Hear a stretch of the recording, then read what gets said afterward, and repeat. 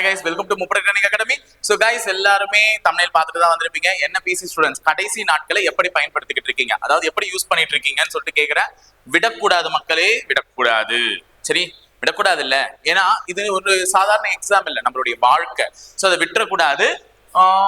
மனசு வைங்க, ஜெயிச்சு கண்டிப்பா காட்டுவீங்க. சரியா, ஜெயிச்சு காட்டுங்க. ஓகேவா?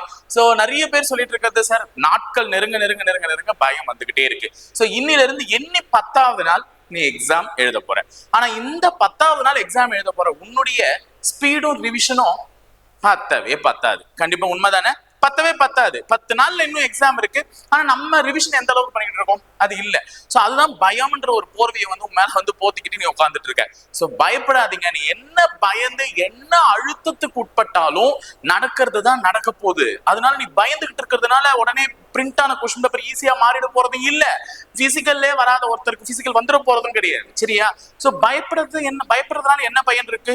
இன்னமும் உன்னையும் நீ டென்ஷன் ஆக்கிக்கிற, அவ்வளவுதான். அந்த பயம்ன்றது மேற்கொண்டு உன்னை டென்ஷன் ஆக்கிறதுக்கான ஒரு இதுவே தவிர இந்த கடைசி இருக்கக்கூடிய நாட்கள் ரிவிஷனுக்கு பயன்படுத்துங்க. இதுதான் நான் வந்து இந்த நேரத்துல சொல்லிட்டு போனோம்னு வந்திருக்கேன். ஸோ எண்ணி 9 நாள் தான் இருக்கு. 10வது நாள் நீங்க தேர்வு அறையில இருக்க போற. ஸோ அப்ப நீ கண்டிப்பா என்ன பண்ண போறோம்னு பாத்தீங்கன்னா, இந்த இருக்கிற டைமை எஃபிஷியன்டா யூஸ் பண்ணி ரிவிஷன் பண்ணணும். சரி, எனக்கு நீங்க எவ்வளவோ சொல்றீங்க, எனக்கு பயம் வந்து அழுத்துது சார். நல்லா ஞாபகம் வச்சுக்கோ, ஒரு பொருளுக்கு நான் அழுத்தம் கொடுக்கும் போது அது இறங்கி போகுமே தவிர ஏறி வராது. சரியா? அழுத்தம் கொடுக்க அது வீர் கொண்டு எழுந்து வந்தா மட்டும்தான் ஒரு பெரிய புரட்சியா நடக்கணுமே தவிர நீ அழுத்தம் கொடுக்க இறங்கி போகும். நீ எந்த அளவுக்கு மேல சுமையை வச்சுக்கிறியோ உன்னை அது இறக்கிதான் வைக்குமே தவிர ஏத்தி விடாது. அதனால பயம், இந்த அழுத்தம், பிரஷர், எல்லாருக்குமே வேலை வேணும். வேலை வந்து இந்த வேலை கண்டிப்பா வேணும் தான். யாருக்கு வேணாம்? உனக்கு வேணாவே இல்ல, எனக்கு வேணாவே இல்ல, அடுத்தவங்களுக்கு வேணாவா? எல்லாருக்குமே வேலை வேணும் தான். ஆனா பயப்படுறதுனால வேலை கிடைச்சிடுமா? இல்ல நான் படிக்காததுனால வேலை கிடைச்சிடுமா? அன்னைக்கு டே யாருக்கானதோ அது அவங்களுக்காக சரியாக அமையும். நீ உழைப்பையும் உண்மையா கொடுத்துருக்க அந்த வேலைக்கு அப்படின்னா கண்டிப்பா அந்த வேலை உங்ககிட்ட வந்து சேர்ந்துரும். இந்த உலகம், பிரபஞ்சம் உங்ககிட்ட அந்த வேலை எடுத்துட்டு வந்து சேர்க்கும். சோ பயப்படாது. கண்டிப்பா கொஸ்டின் பேப்பர் ஈஸியா இருக்கும். பயந்துராதீங்கம்மா. மறுபடியும் அதுதான் சொல்றேன், இருக்கிற நாட்கள்ல ரிவிஷனுக்கு யூஸ் பண்ணுங்க. சோ கடைசி நாட்கள் எல்லா நாட்களையுமே மேக்சிமம் ரிவிஷன்னா என்ன சார், எடுத்து மறுபடியும் வாசிக்கணுமா? அது ஒரு பக்கம் இருக்கட்டும். ஆனா மேக்சிமம் ஒரு நாளைக்கு 2 தேர்வுகளையாவது அட்டன் பண்ணுங்க. மேக்சிமம் ஒரு நாளைக்கு 2 தேர்வுகள் அட்டன் பண்றது மூலமா தான் உங்களுக்கு என்ன தோணும் பாத்தீங்கன்னா, ஓரளவுக்கு அப்பாடா நம்ம படிச்சதெல்லாம் ஓரளவுக்கு மைண்ட்ல தான் இருக்கு அப்படின்ற ஒரு தைரியம் வரும். அந்த தைரியம் இல்லாததுனால தான் பயப்படுற மாதிரி இருக்குமா. கேள்வியை பார்த்தா கண்டிப்பா மண்டைக்குள்ள இருக்கிற அந்த ஆன்சர் பொத்துக்கிட்டு வெளியே வந்து விழும். சரியா? அதனால நீ வந்து மறந்துருச்சு அப்படின்னு நினைக்காது. எதுவுமே யாருக்குமே மறக்காது. ஏண்டா, உன் சின்ன வயசுல உன் தம்பி பண்ண விஷயத்தை ஞாபகம் வச்சுக்கிட்டு இப்ப வரையும் குத்தி காமிச்சுக்கிட்டு இருக்க, உன் மைண்ட்ல இருந்து எல்லாம் மறக்கிறதா? கண்டிப்பா எதுவும் மறக்காது. புரியுதா? நீ ஒரு பிரஷர்ல இருந்தாதான் மறக்கும். இந்த நாராயணன் ஒருத்தர் சொல்லுவாரு, நாரதர் தெரியுமா? எந்நேரமும் நாராயணான்னு சொல்லுவாரு. அவர்கிட்ட ஒரு நாள் பெருமாளே ஒரு விளக்குல எண்ணெய் ஃபுல்லா கொடுத்து, இதை சிந்தாம செதறாம ஊத்தாம எடுத்துட்டு வந்து என்கிட்ட கொடுங்க அப்படின்னு சொன்னாராம். அவர் அந்த சிந்தாம செதறாம ஊத்தாம எடுத்துட்டு வந்து கொடுத்துட்டாரு.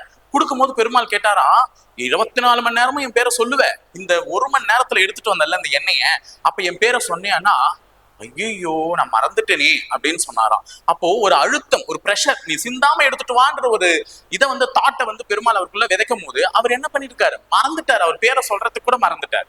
அப்ப பாருங்க, ஒரு பதட்டத்துல இருந்தாதான் ஒரு விஷயம் மறக்கும். சரிங்களா? அதனால முடிஞ்ச அளவுக்கு பதறாதீங்க. முடிஞ்ச அளவுக்கு பதறாம ஃப்ரீயா போங்க. அன்னைக்கு தேர்வு வழக்கம் போல இந்த 10 நாள் நீ எழுதின ஒரு தேர்வு போலதான் அதுவும் ஒரு தேர்வு. அந்த தேர்வை போய் சுலபமா அட்டன் பண்ணுங்க, கண்டிப்பா ஜெயிப்பீங்க. புரியுதா? சோ இதுதான் வந்து இந்த நேரத்துல சொல்லிக்கணும்னு ஆசைப்படுறேன். இன்னும் ஓஎம்ஆர்ல தப்பு பண்ற கேட்டகரிஸ் எல்லாம் வேற இருக்கீங்க. ஆமா சார், ஓஎம்ஆர்ல போய் தப்பு பண்றேன், டேட்டை மாத்தி எழுதுறேன், நிறைய பிரச்சனை இருக்கு சார், அதெல்லாம் எப்படி சார் பண்ணணும்? அதுக்கு அடுத்தடுத்த நாள்ல ஒரு வீடியோவா நான் போடுறேன்.